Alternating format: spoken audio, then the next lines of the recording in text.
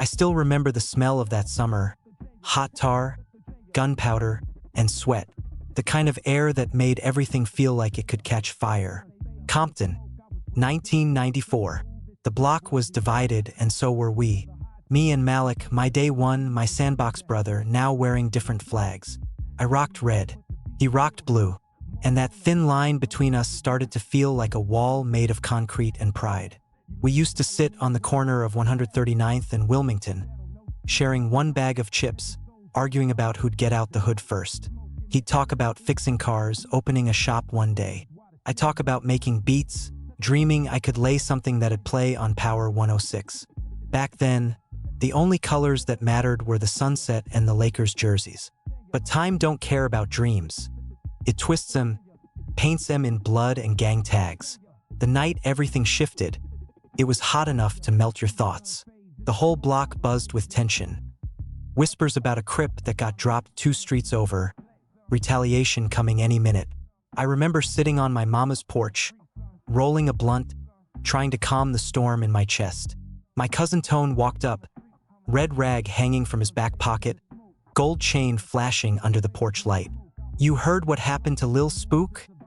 he asked, lighting his cigarette. "Yeah," I said, not looking up.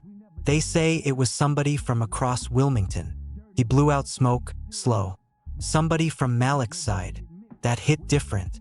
Not 'cause I thought Malik did it, I knew he didn't, but 'cause I knew how this block worked. Once the rumors started, it didn't matter what was true. It only mattered who paid." Tone slapped my shoulder. "We ride in tonight. Big Red want heads for this. You in?" My chest tightened. I wasn't built to say no, not with Tone staring me down like that. And truth be told, part of me wanted to go, not for revenge, but 'cause that's how you proved loyalty out here. Fear made you fade, and I couldn't fade. Not when I already lost so much trying to stand tall. "I'm in," I said. My voice steady, but my stomach twisted. Bet to nie grinjed. "Meet at the liquor store in an hour. Bring your piece." He walked off, leaving me there with my heart beating like it was trying to break free from my ribs. I looked down the street toward where Malik stayed. Just a few blocks, but it felt like another world now. An hour later, we met behind Lucky Liquor. 4 of us, me, Tone, Big Red, and Ghost. The streetlights flickered like they couldn't make up their mind. Big Red leaned against a burgundy cutlass, wiping down his .45 like it was a trophy. His eyes were hard, unreadable. "Somebody gone answer for Spook," he said. "We ain't just lettin' that slide. Word is they chillin' near Rosecrans right now. We slide through, make 'em remember who run this side."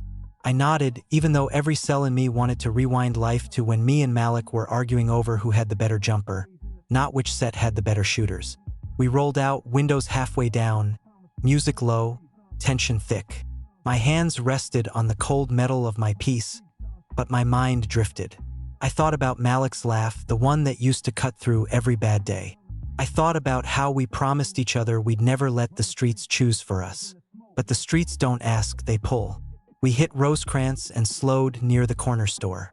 A group of Crips stood outside, blue rags shining under the neon sign. My breath froze when I spotted him.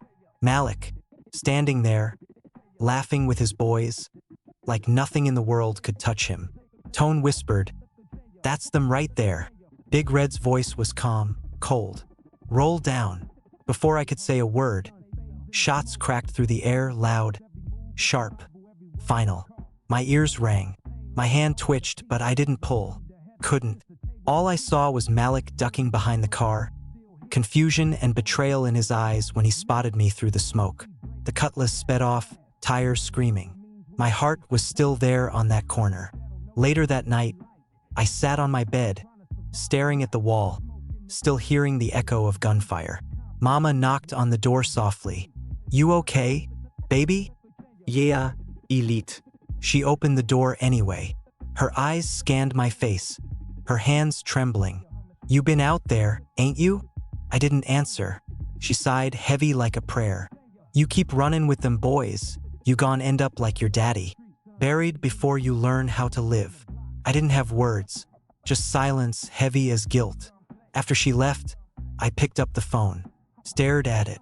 Dialed Malik's number, then hung up. Tried again. This time he answered. "What the fuck, Jay?" His voice was low, tight with anger. "It wasn't me, bro. I swear to God, I ain't pull." "Don't matter," he snapped. "You was there.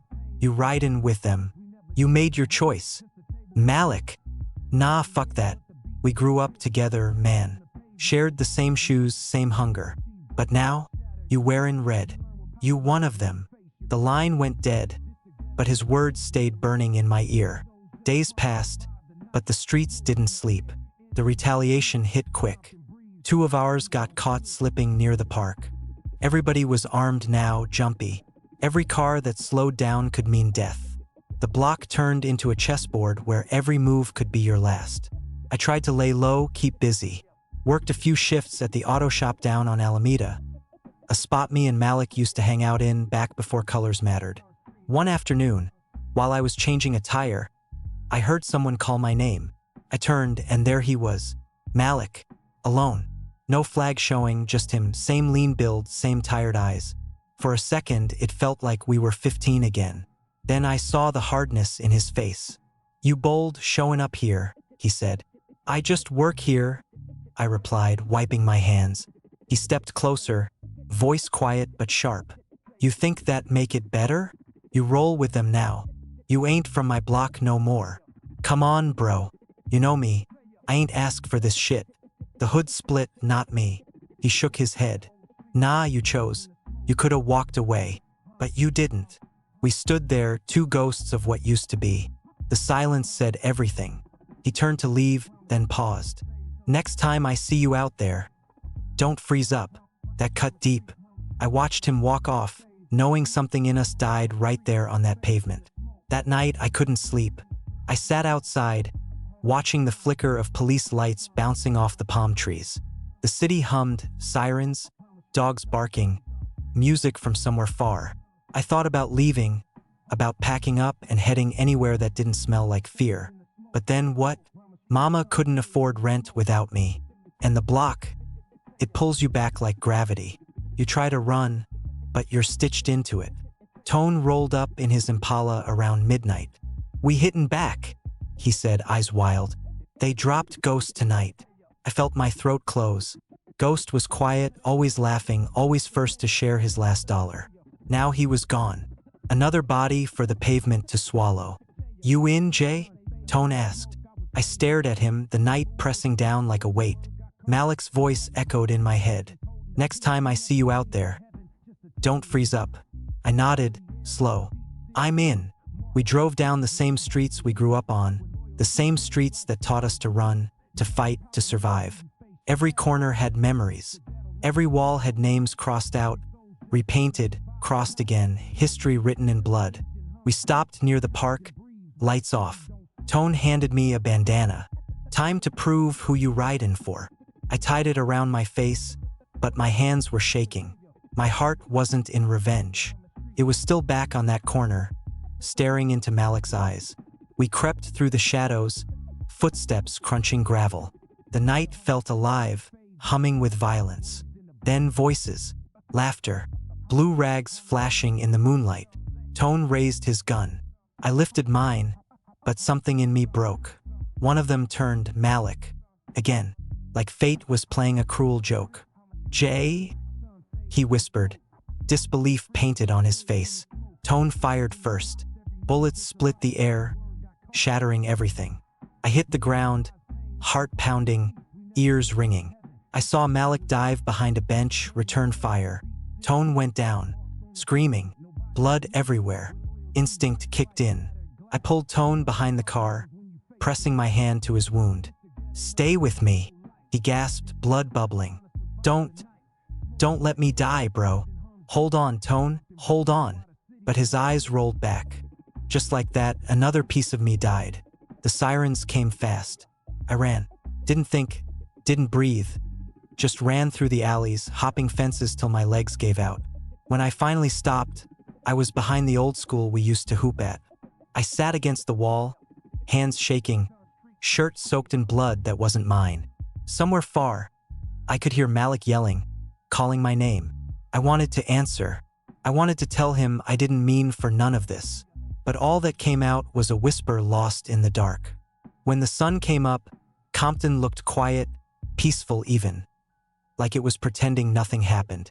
I walked home slow, every step heavier than the last. Mama was on the porch, tears in her eyes. "Where you been?" she cried. "They say Tone gone. You out there again?" Huh. I couldn't answer. My voice cracked when I finally said, "It ain't what you think." She slapped me, not out of anger, but out of heartbreak. "Baby, when it gone stop? When it's you?" I had no answer, only silence. That night, I sat in my room, staring at the red rag on my dresser. It didn't feel like pride anymore, felt like a curse. I thought about Malik, how we used to talk about getting out. Now we were soldiers in a war neither of us signed up for. I picked up my phone again, dialed his number. This time, he didn't answer. The next few days were a blur of funerals, retaliation talks, and hollow promises. Big Red was gone, laying low. Everyone was looking to me now like I was supposed to lead, like I had answers. But all I had was guilt. That's when I knew something had to change. Either I break this cycle or it breaks me. But change don't come easy out here. Comes with a cost. And deep down, I knew the streets weren't done with me yet. Because in Compton, the past don't fade. It reloads. I woke up to sirens again. They blended with the sound of helicopters thumping over the neighborhood, like some kind of permanent soundtrack. Out here, silence meant somebody got caught. Noise meant it was about to happen. Either way, peace didn't last long. Tone's funeral was set for that afternoon. I didn't even know what to wear to something like that anymore. Every time I put on red, it felt heavier, like the color itself carried ghosts. Mama was sitting at the kitchen table when I came out my room. She didn't look up when she said, "You gon' keep losing people till there's nobody left to cry for you." I grabbed a piece of toast, mostly to keep from saying something stupid. "I just gotta go pay respects." "Respect?" She turned, eyes sharp and wet. "Ain't no respect in killing each other over colors." I didn't answer. Couldn't. She stared at me a long time, like she was trying to remember the little boy I used to be. Finally, she whispered, "I just want my son back." I walked out before she could see me break. The church was packed, the air thick with heat and anger. Red rags tucked into pockets, hanging from belts, even tied around wrists like reminders. The preacher tried to talk about forgiveness, but his words got swallowed by murmurs of payback. When the casket closed, I felt something inside me twist. Tone had been more than a cousin. He was like a brother, the one who always had my back. Now he was gone, and every face in that church wanted someone to blame. Big Red spotted me outside, leaning on his car, cigarette between his lips. "You ready to get your get back yet, Jay?" I hesitated. "We just buried him, man." "Exactly." He flicked ash on the ground. "Don't let them think we soft. You know how this go? They take one, we take two." I looked around, heads nodding, people murmuring names, addresses. Revenge was already cooking in their veins. But my head wasn't in it. Not after what went down at the park.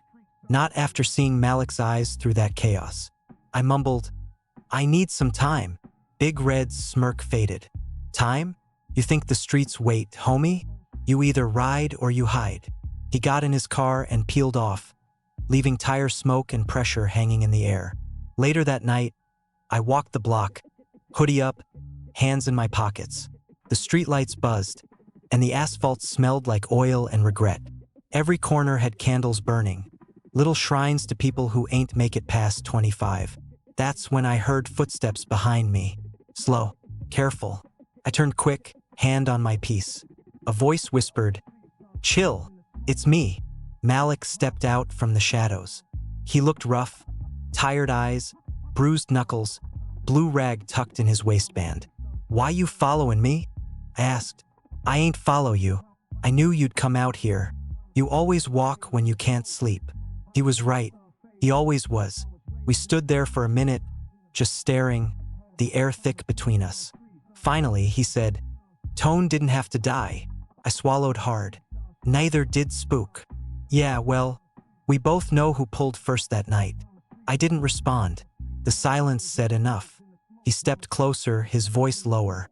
You ain't built for this no more, Jay. I can see it. You still got something good in you. But you stay with them, they gon' drag that out too. I looked him in the eye. You think your side any better? He let out a bitter laugh. Ain't about better. It's about who you bleed for. You picked yours. He started to walk away, then stopped. Word on the street is Big Red plannin' a drive-by near my cousin's spot. Don't get caught in it. He disappeared down the alley before I could say anything else. I stood there, heart pounding, torn between two worlds that both felt like they owned me. Next morning, I went to the auto shop trying to keep my mind busy. The owner, Old Man Lou, was playing some Tupac on the radio, humming along like it was church music. He looked at me and said, "You look like you ain't slept in weeks." "I don't really sleep good no more." "Yeah, I can tell." He wiped his hands on a rag. "You know, Jay, you keep hanging around that block. The only thing you gon' fix is your own grave." I forced a smile. "You sound like my mama. Maybe you should listen to her then." I tried to laugh it off, but his words hit deeper than I wanted to admit. That afternoon, 2 cars pulled up outside, one red, one black. Big Red hopped out, followed by a few homies. The whole shop went quiet. "Yo, Jay," he called. "We need you." Lou gave me that look, the kind that said, "Don't go." But I went anyway. Big Red handed me a ski mask. "We hittin' tonight. They think they safe in Longwood, but we gon' remind 'em whose turf this is." I hesitated. "What about the cops? They been everywhere since Tone got dropped." "Let me worry about that." He grinned. "You just do your part." I took the mask, but my hands were shaking. That night, I met them near the train tracks. Engines idling, guns loaded, music low. The moon was full, bright enough to see your conscience if you had one left. We rolled through Longwood slow, windows cracked. Laughter spilled from a party up ahead, blue flags everywhere. I recognized a few faces. People I'd known since we were kids. People I'd played ball with. Big Red whispered, "Light 'em up." Time slowed. My finger hovered over the trigger. But before anyone could shoot, headlights flashed. 2 cop cars turning the corner. Sirens lit up the night. 5-0, someone yelled. Panic. Tires screeching.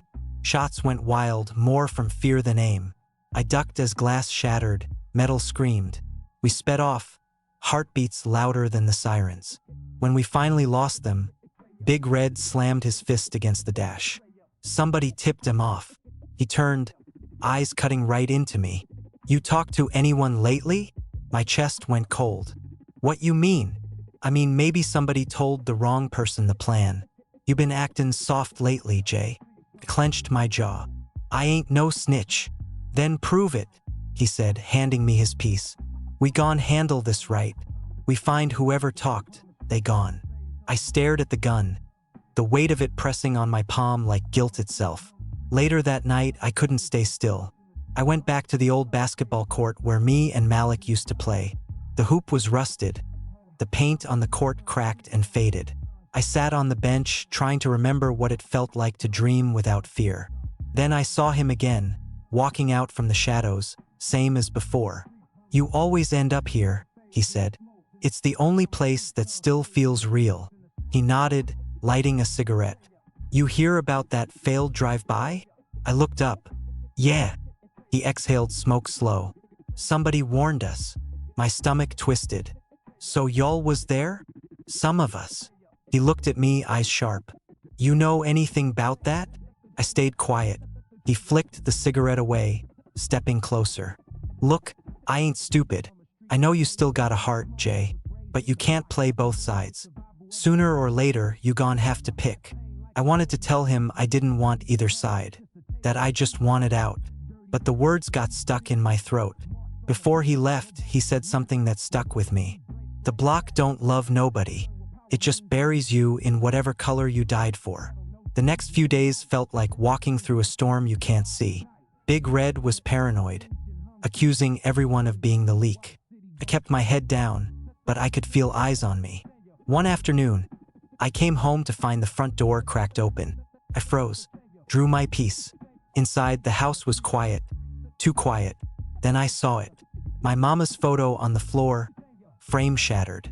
And next to it, a note written in red ink. Pick a side, or we'll pick it for you. My hands shook so bad I almost dropped it. I knew what that meant. They were watching, waiting, testing me. That night, I packed a small bag. My plan was simple: disappear. Get out, at least for a while. I didn't tell nobody. But when I stepped outside, someone was already waiting. Big Red, leaning on his car, smiling like he already knew. Going somewhere? Just clearing my head. He laughed. Yeah, that what Tone said before he got smoked. I froze. What you saying? I'm saying, I can't have no maybe surround me. You either in or out, Jay. And if you out. He lifted his hand, showing me the gun tucked in his waistband.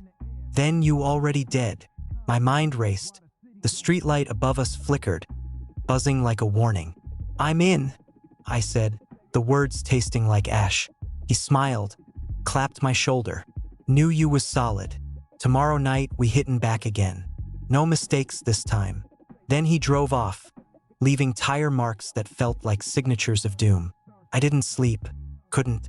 Every time I closed my eyes, I saw Tone's face, Malik's face. Mama stairs.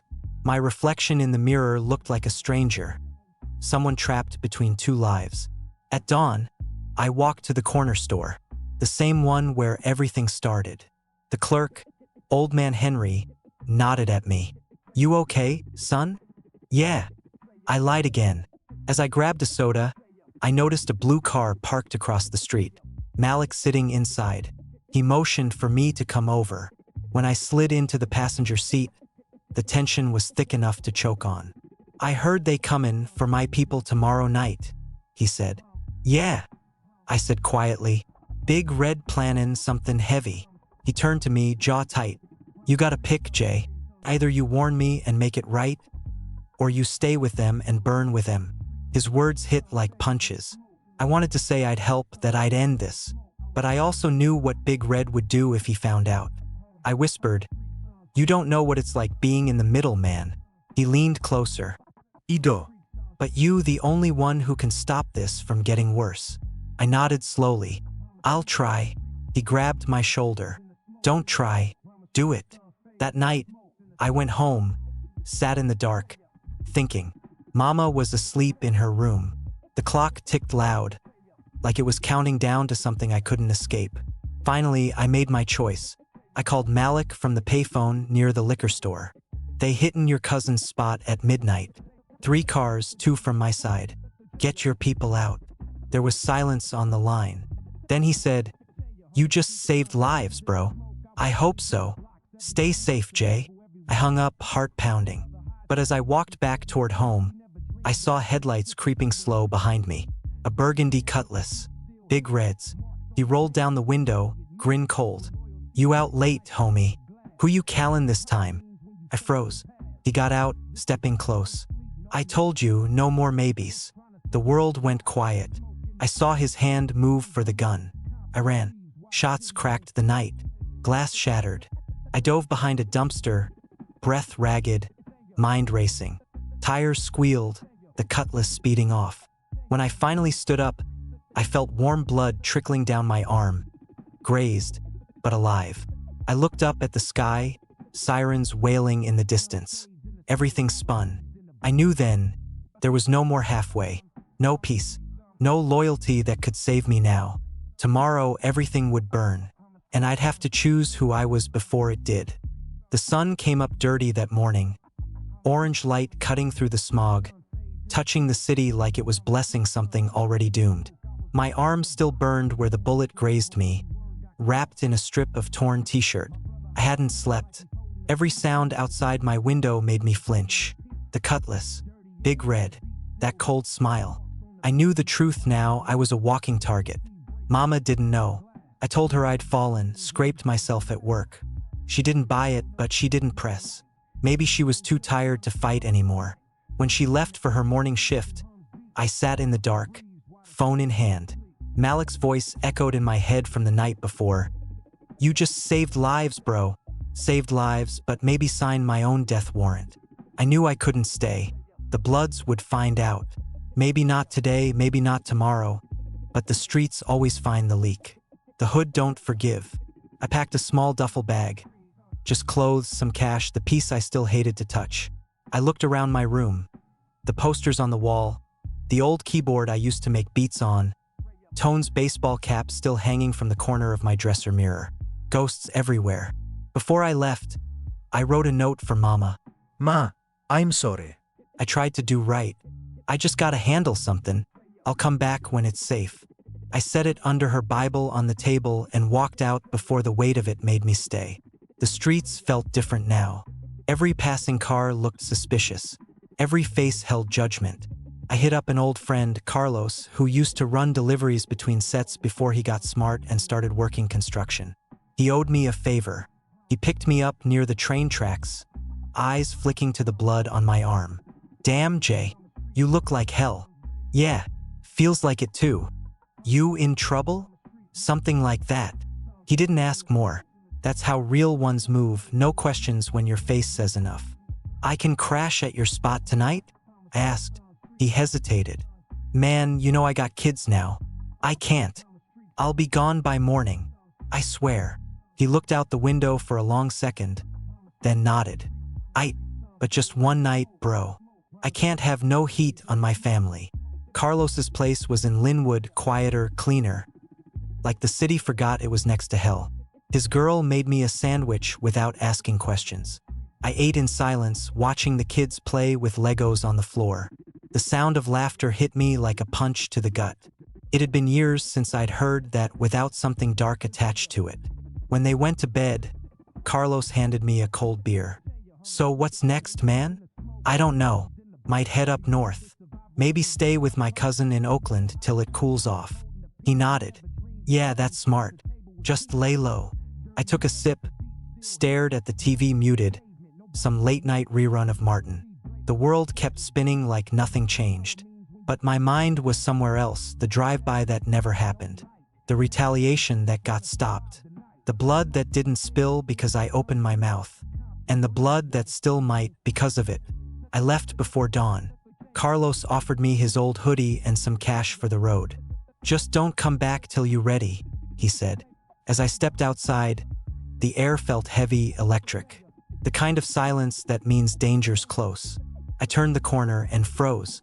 Big Red's Cutlass sat at the end of the block. Doors open. Two of his boys leaning against it, smoking. They'd found me.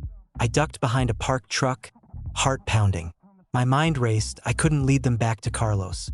Couldn't risk his kids. I bolted through the alley, sneakers slapping wet pavement. Shouts behind me, footsteps closing in. I cut through a backyard, hopped a fence, tore my hoodie. Dogs barking now. Somewhere, glass broke. I reached the next block, lungs burning. Then screeching tires. The Cutlass again, blocking the street ahead. Big Red stepped out, gun in hand, smirk colder than last night's rain. You really thought you could run, huh? My chest heaved. You don't gotta do this, Red. He laughed, low. You sound like Tone before he caught one. You think you different. I didn't snitch, man. You just what? Tried to play hero. He stepped closer. You warned them fools, Jay. Don't lie. I know. The world shrank. My fingers brushed my piece, but I knew I wouldn't be fast enough. Then headlights from the side street. A blue car. It skidded to a stop. Malik jumped out, gun raised. Yo, Rev. Chaos exploded. Bullets sparked. Windows shattered. I dropped, rolled behind a trash bin as metal screamed. When the shots stopped, the street was smoke and silence. Big Red lay on the pavement, blood seeping into the cracks. His boys were gone, scattered like ghosts. Malik ran over, panting. You good? I stared at him, half in shock. What the hell you doing here? He smirked. You saved my people. Figured I'd return the favor. We drove off in silence. I held my arm, bleeding again, eyes locked on the passing streetlights. He finally said, You can't go back now. You know that, right? Yeah, I know. Then come roll with us. I laughed, weak and hollow. You serious? You got nowhere else, bro. You can crash at the spot. Ain't nobody gone touch you under my roof. I looked at him, my brother, my enemy, my savior, the same man I'd nearly gone to war against. I nodded. All right. Malik's set hung out in a house off Rosecrans. Blue curtains, steel bars on the windows, music always low but constant. When I walked in, eyes followed me like lasers. Hands twitched toward waistbands. Malik raised his hand. He good. He with me. That settled it, kind of. The tension still lingered, but they let me breathe. Inside, it was a blur of smoke, cards, and laughter that didn't sound real. The smell of weed and Hennessy hung thick. One of his homies, Deuce, eyed me hard. Ain't this fool used to bang red? Malik shot him a look. He's still my brother. That's what he banged now. I didn't say anything, just nodded. But inside, I felt the ground shifting. Every step forward meant another tie cut behind me. Later, when the house quieted down, Malik and I sat on the porch. The sky was bruised purple, streetlights humming. He said, "You did the right thing back there." Did I? Yeah, Big Red was poison. You know that. Still feels wrong. Tone died for him. Malik sighed. Tone died for the block, not for him. Don't mix the two. I stared at the cracked pavement, the faded blue graffiti on the curb. You ever think about leaving all this behind? He laughed, soft. Every day. But this the only place that ever called my name. We sat in silence, two ghosts watching the city burn slow. Days turned into weeks. I stayed low, healing, blending into their world. Malik vouched for me, but trust was a currency they didn't hand out easy. Some nights, I caught Deuce staring at me like he was waiting for me to slip. One night, Malik pulled me aside. "We got word your old crew been plotting to smoke whoever took Red out. They think it was one of us." I swallowed. "So what's the move?" "We hit first." I froze. "Malik? No. You don't gotta keep this going." He stared at me, eyes cold. "They ain't gonna stop, Jay. You know how it goes. Only peace in this game is the one you make yourself." He walked off before I could say more. That night, the plan went down. 3 cars. Guns ready. The same streets again, same asphalt, same ghosts. I sat in the passenger seat next to Malik, heart heavy. I didn't want this. Not again. But I owed him. We pulled up near 139th. My block. My old block. I saw the red tags on the walls, the candle for Tone still burning by the gate. "Stay here," Malik said. "We'll handle it." But I couldn't.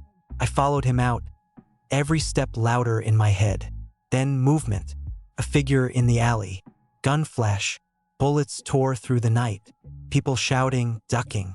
I hit the ground as glass shattered. Malik fired back, then dropped beside me, clutching his side.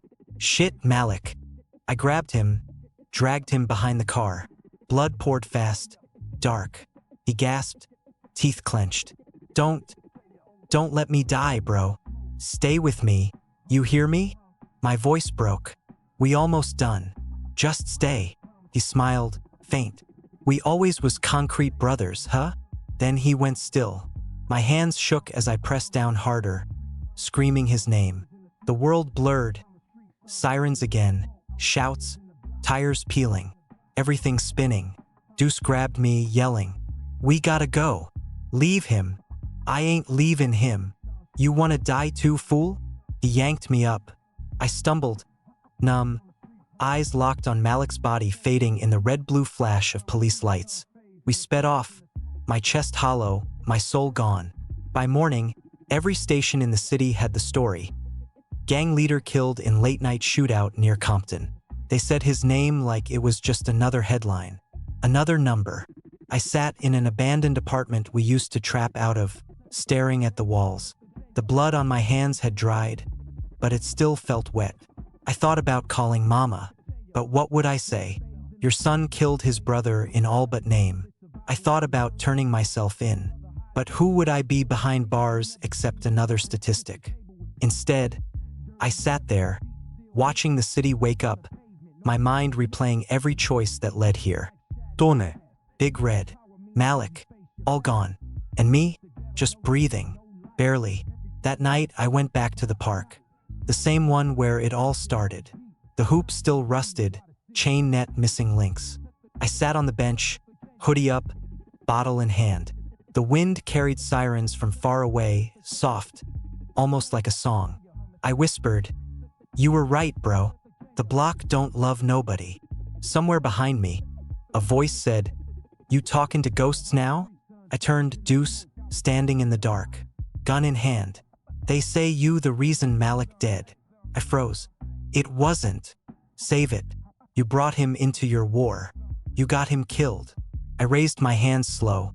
"You don't gotta do this, Deuce." He laughed, bitter. Yeah, Ido. The gun flashed. Pain exploded through my side. I fell, gasping, blood flooding my fingers. He walked closer, standing over me. "Ain't no brothers in this life. Just bodies." Then he was gone.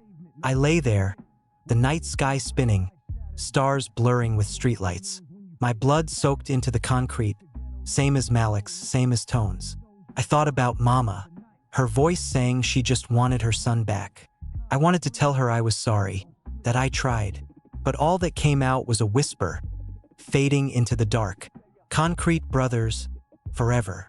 I woke up in a room I didn't recognize, pain burning through my ribs like a slow fire. The air smelled like alcohol and cheap cigarettes, and somewhere nearby, an old TV mumbled the morning news. For a second, I thought I was dead. Then I saw Malik sitting on a chair by the door, hoodie up, eyes heavy. "About time you came back, bro," he said, voice low. I tried to sit up, but pain shot through my side. "Where we at?" "Uncle Tone's spot out in Gardena. You was bleeding bad, man. I thought you was gone." He passed me a bottle of water. My mouth was dry like sandpaper. My mind was spinning back to the alley, the gunshots, the way Deuce looked at me before I fell. "They know I'm alive?" I asked. Malik nodded slowly. "Word on the street is they think you snitched. Bloods and Crips both talkin'. Ain't safe nowhere now." I looked at him hard. "You shoulda left me there." He shook his head. "Couldn't do that. You my brother. Always been. Even after everything? Especially after everything." We sat there quiet for a while, the sound of helicopters in the distance. It felt like the whole city was breathing heavy, waiting on something to break. Malik handed me a burner phone. "You need to call your moms. Let her know you still breathin'." I took the phone but didn't call. I didn't even know what to say. She buried one son already. I wasn't gonna have her worry about burying another. 2 days later, we hit the streets again. Couldn't stay hidden forever. Malik had a plan. Said he could talk to one of the OGs on my side, clear things up, maybe even stop the whole war from going nuclear. I wanted to believe him, but deep down I knew it was already too far gone. We rolled through Compton just as the sun was dropping. The streets glowed orange, smoke hanging in the air from another burned-out car. Every corner felt like a memory. Kids playing on the same cracked pavement we used to, grandmas sweeping porches, but behind every smile was fear. This wasn't home anymore. It was a battlefield with mailboxes. Malik parked behind the liquor store near Greenleaf. "Oh, tank stay upstairs." "You know him?" "Yeah," I said, rubbing my ribs. "He used to run with my pops." Malik nodded. "Then maybe he'll listen."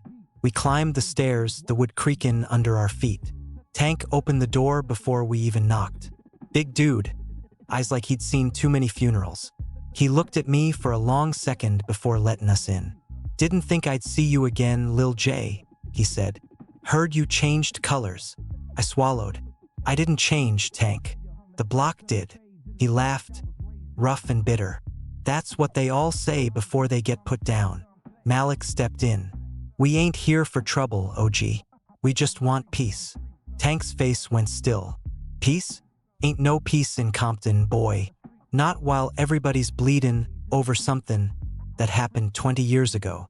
"Then we gotta start somewhere," I said. He leaned back, lighting a cigarette. "You think you can fix this? After your people hit ours on Rosecrans last week? You lucky I don't let my boys handle you right now." "I didn't know about that hit." I wasn't part of it. Don't matter. You wearin' they colors. I ain't wearin' nothing no more, I said. Ain't no color worth dyin', for if it means killin' my own. For a second, Tank just stared. Smoke curled between us. You sound like your daddy, he finally said. That fool tried the same thing back in '89. Got himself killed trying to make peace too. My chest tightened. Yeah, I know. Tank's eyes softened a little. You serious about stopping this? Yeah, but I can't do it alone. He looked at Malik, then back at me. You got heart, kid, but heart don't stop bullets. I ain't scared of dying, I said. I'm scared of watching the only people I ever loved kill each other. Tank put out his cigarette. Meet me tomorrow night, the old car wash on Central. I'll see what I can pull together. But if you lyin', I ain't. I cut him off. We'll be there. That night, we crashed at Malik's cousin's spot near Wilmington. Couldn't sleep. Every time I closed my eyes, I saw Deuce's face. I knew word was spreadin'. Jay flipped, Jay turned rat, Jay with the enemy. Out here, rumors kill faster than bullets. Malik was on the couch, rollin' a blunt. You sure Tank ain't settin' us up? I don't know, I said, but I'd rather die trying to stop this than keep running. He smirked. You sound like you finally grew up. Maybe I just got tired of funerals. We laughed a little, the kind of laugh that comes right before tears. Outside, sirens wailed like the city was crying with us. I looked at Malik. Same dude I shared sandwiches with when we ain't have nothing. Same one who took a bullet for me once. And now, the streets had us pointing guns at each other. I hated that. I hated what we became. The next night, the car wash looked like a ghost town. Neon lights flickered, water dripping from busted hoses, wind humming through broken signs. Tank was there with two of his boys. He nodded at me, then looked at Malik. Didn't think you'd actually come. I said I would. I told him. Where we start? He sighed. You don't start nothing in this game. You just survive it. Before I could answer, headlights flared at the end of the lot, 3 cars pulling up fast. I froze. Malik's hand went to his waistband. Tank's men lifted their pieces. Out jumped Deuce and a squad of Bloods, red flags hanging from their pockets. My stomach dropped. Deuce smirked. Ain't this something? 2 childhood friends, plain peacemakers. Deuce, listen, I started. Nah, you listen, traitor, he snapped. You think you can meet with Crips behind our backs and come back like nothing happened? Tank turned to me, confused. You didn't tell them? I didn't tell nobody, I said. Lies, Deuce said, raising his gun. You was my brother, Jay. You could have died with me, but you chose him. The parking lot went silent. I looked at Malik. He was tense, ready to move. Deuce, I said, my voice cracking. We both lost too many already. Let's end it here, man. Ain't no winner in this. He shook his head. Only winners are the ones still breathing. Then everything exploded. Gunfire ripped through the night. Tank's men ducked behind cars. Malik fired back. Glass shattered. Sparks flew from bullet ricochets. I hit the ground, heart slamming in my chest. Someone screamed. I saw Malik stand up to cover me. Then his body jerked. He went down hard. Malik! I crawled toward him, bullets zip-pin past. He was gasping, blood pouring from his shoulder. Go, he said, voice weak. Get out of here. I ain't leaving you. He grabbed my shirt, eyes wide and wet. Don't let this be for nothing. Then he pushed me back. And when I turned, I saw Deuce standing there, gun pointed right at me. Everything slowed down. The sound faded. All I saw was his face, twisted between hate and hurt. I should have known, he said. You always wanted to be the hero. Deuce, please, we family. He shook his head. Family don't cross lines. He pulled the trigger, but before the shot hit, Tank tackled him from the side. The gun went off, echoing through the empty night. Tank and Deuce fell, struggling. More shots fired. And then silence. I crawled over, ribs on fire. Deuce was down, blood pooling under him. Tank was on his knees, breathing hard. He looked at me. It's done. I looked at Malik. still breathing, but barely. "We gotta get him to a hospital," I shouted. Tank shook his head. "You can't. Cops'll be here any minute. You gotta go." "I ain't leaving him." He grabbed my arm. "If you stay, all this dies with you." I hesitated. Then I saw Malik's hand move, barely. He was trying to say something. I leaned close. "Don't waste it," he whispered. "Get out. Start over." Then his eyes went still. The sirens got louder. Red and blue lights flashed against the wet pavement. I stood there, hands shaking, chest hollow. Tank pulled me toward a side gate. "Go, kid," he shouted. "Go before they put you down too." I ran. Through alleys, over fences, bleeding and broken but still alive. When I finally stopped, I was on a bridge overlooking the city. Compton lights flickering below like dying stars. The smoke, the sirens, the chaos. It all looked small from up there. And for the first time in my life, I realized I didn't belong to it anymore. I made it out of LA that night. Tank covered for me, told the cops I was already dead. Maybe he did it 'cause of my pops. Maybe he just didn't want to see another young dude wasted by the streets. Weeks passed. I ended up in Bakersfield, working construction under a fake name. Every night I'd sit by the window, hearing cars outside and thinking they was coming for me. But they never did. The war went quiet after that. Too many bodies on both sides. Sometimes I'd wake up hearing Malik's voice. Sometimes I'd dream about us as kids, riding bikes down Rosecrans, no colors, no guns, no fear, just brothers. And then I'd remember how it ended and why. One night I drove back to Compton. Couldn't help it. Parked near the corner store we used to hang out at. The block was quiet, ghost-like. New murals on the walls. Faces of young men gone too soon. And right there in the middle was Malik's. Someone painted it perfect. That same half-smile he always had. Eyes that saw too much but still believed in tomorrow. Below it, in white spray paint, it said, "Concrete Brothers Forever." I stood there for a long time. Didn't cry. Didn't move. Just let the night hold me. Then I whispered, "You kept your word, bro. Now I gotta keep mine." I walked back to my car and drove into the dark, leaving the block behind, but knowing it would never really leave me. It's been 3 years since that night at the car wash. 3 years since I watched Malik bleed out under flickering lights while the sirens closed in. 3 years since I left Compton behind. And still, every morning when I wake up, the streets are there. In the way the sunlight cuts through the blinds, in the hum of traffic outside, in the ache that never leaves my chest. You don't escape the block. You just learn to live with its ghosts. I stay in Bakersfield, in a small one-bedroom off Chester Avenue. Got a job with a paving crew. Same streets that once buried my friends. Now I'm the one laying concrete on top of them. Funny, ain't it? How life circles back. Nobody here knows who I really am. They just call me Jay. I like it that way. Keeps things quiet. Some nights, I'll walk home from work, dust on my boots, sweat drying on my skin. The smell of asphalt hits me, and I think about Malik, how he used to say, "We concrete, bro. We crack, but we don't break." He said it like it was gospel. Now I whisper it under my breath just to remember I'm still breathing. One Friday evening, I came home to find a letter slid under my door. No name, just my initials on the front. My hands froze before I even opened it. Ain't nobody supposed to know where I live. Inside was a folded piece of paper. No threats, no message, just a Polaroid. It was my mama, sitting on the porch back home, a smile on her face, holding a Bible. Behind her, on the wall, I could see Malik's mural, colors still bright against the concrete. On the back, written in black marker, "You still one of us." My stomach turned. I didn't know if it was a warning or a blessing. Maybe both. That night I couldn't sleep. Every sound made me jump.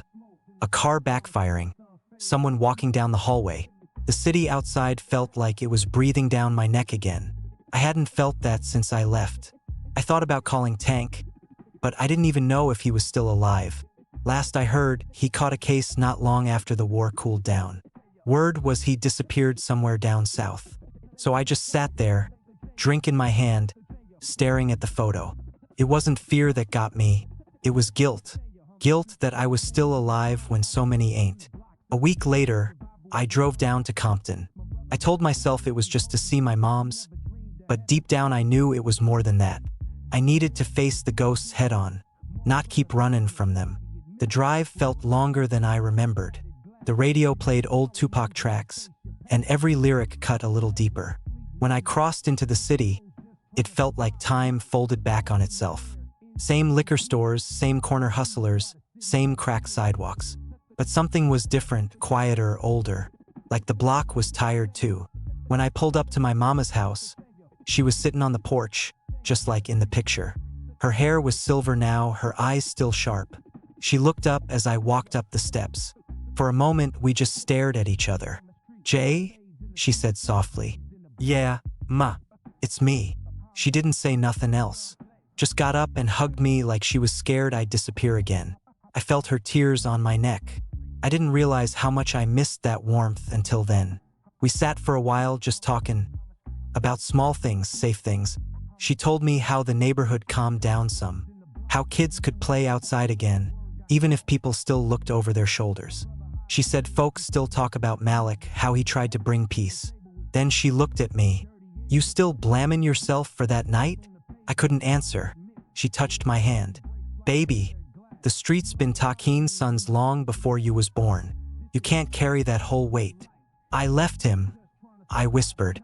"No, you didn't," she said. "You survived.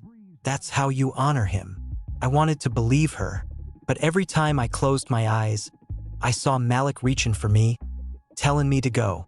Later, I walked to the old corner store, the one we used to hang out at after school, eating chips and talking dreams like fools who didn't know what was waiting for us. The mural was still there, Malik's face watching over the block. Somebody had added candles and flowers beneath it. A little kid was riding his bike nearby, red bandana tied around his wrist. Couldn't have been older than 10. I stopped him. "Hey lil man, what that rag mean to you?" He looked up, proud. "It mean I'm from here. It mean I ain't scared." I smiled sadly. "It also mean you gotta be careful who you trust." He shrugged. "Ain't no trust out here, mister." Then he pedaled off. That hit me hard. Same words I once said when I thought I was invincible. Maybe that's the curse. Each generation think they'll beat the block, not realizing it already owns them.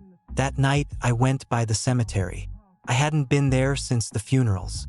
Malik's grave was near the back, under a sycamore tree. The grass was clean. Someone had been taking care of it. Probably his mom's. I knelt down, tracing his name with my fingers. Malik Ace Johnson, 1974 to 1996. Below it, carved small, "Concrete Brothers Forever." "I tried, bro," I whispered. I tried to make it mean something, but all I did was run. The wind picked up, rustling the leaves. It almost sounded like his voice. "You didn't run. You lived." I stayed there until the moon climbed high, talking to the dirt like he was sitting next to me. Told him about Bakersfield, about work, about how I still can't sleep right. Told him I ain't touch a gun since that night. Told him I still hear the shots in my dreams. Before I left, I put down the Polaroid from the letter. "If they watching me," I said, "let 'em know I ain't forgot where I came from. But I ain't going back either." The next morning, I drove to the other side of town, Crip territory. Some say it's suicide, but I had to. Tank once told me peace don't start with guns. It start with truth. The neighborhood was quiet. A few older heads chillin' near a car shop nodded at me, suspicious but calm. I asked around for Tank. A kid said, "He at the church on 139th. That caught me off guard. When I found the place, Tank was sitting on the steps outside, gray in his beard now, cane by his side. He looked up, squintin' before a small smile broke through. "Well, I'll be damned. Lil J in the flesh. Didn't know you was preachin' now," I said. He laughed, deep and tired. "Nah, just helpin' pastor run the youth group. Tryin' to keep these lil knuckleheads from doin' what we did." I sat next to him. "You look good, OG. Better than dead, huh?" he said. We talked a while. About the block, about the new kids coming up, about how the colors don't mean what they used to. Tank said he'd been trying to get Bloods and Crips to meet once a month at the church. Play ball, eat, talk it out. Said it's small, but it's something. Then he looked at me serious. You should come back, Jay. Not to bang, to help. These kids need to see someone who made it out. I shook my head. Ain't nobody wanna hear from a ghost. Wrong, he said. They need ghosts more than ever. Somebody gotta tell them what happens when loyalty gets twisted up with pain. His words stuck with me the whole ride home. Weeks passed. I went back to work, but my mind stayed on that church. On them kids who reminded me of me and Malik. One night, I made a decision. Drove back to Compton again, but this time I stayed. Tank set it up. Every Saturday, I started talking to the youth group. Nothing fancy, just stories. Real ones. About fear, about choices, about how love can turn into war if you let pride drive it. First few weeks, they barely listened. Some laughed. Some didn't trust me. I didn't blame them. But then one kid asked, "So what happened to your brother?" And I told him everything. How we grew up sharing shoes and secrets. How we bled for colors that didn't love us back. How I watched him die trying to stop the war. When I finished, the room was quiet. Nobody moved. Then that same kid said, "So what you do when it's too late to fix it?" I looked him dead in the eyes. "You still try." That became my message every week. You still try. A year later, the church basketball court got painted with a mural, Tank's idea. Malik and me side by side, no colors, no flags. Just brothers. Underneath it said, "Concrete don't die, it builds." People started coming around more. Some of the older homies showed up to drop off food or talk to the kids.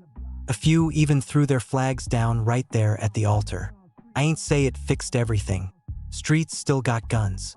Still got revenge. Still got pain. But for the first time in a long time, I saw kids laugh without looking over their shoulders. That's something. One night after service, Tank pulled me aside. "You did good, kid. Malik would be proud." I smiled. "I hope so." He nodded. "He is. You know how I know? You still breathin', and you using it for something that matters." Sometimes late at night, I drive the long way home. Past the old liquor store, past the mural, past the car wash. Everything looks smaller now. The ghost's still there, yeah, but they don't chase me no more. They just walk beside me. I still carry Malik's dog tag on my chain. Rub it with my thumb when I get nervous. It's worn smooth now. Feels like a promise. People always say the streets don't love nobody. Maybe that's true, but I think they can learn to forgive. Because every slab of concrete got cracks, and sometimes, from them cracks, something new grows. I ain't the same man I was. I ain't Blood. I ain't Crip. I'm just what's left after both. A survivor. A storyteller. And maybe that's enough. Last month, one of the kids from the church, a quiet dude named Trey, got accepted to college. First in his family. He came up to me after service, said, "Mr. J, you the reason I ain't on the block." I ain't know what to say. My throat locked up. I just hugged him, hard. When he walked away, I looked up at the mural on the wall, and for a second, I swear I saw Malik smiling. That's when I realized something. Maybe I didn't survive for me. Maybe I survived to carry his story. And as long as somebody still listens, as long as one kid still chooses life, then me and Malik, we still concrete.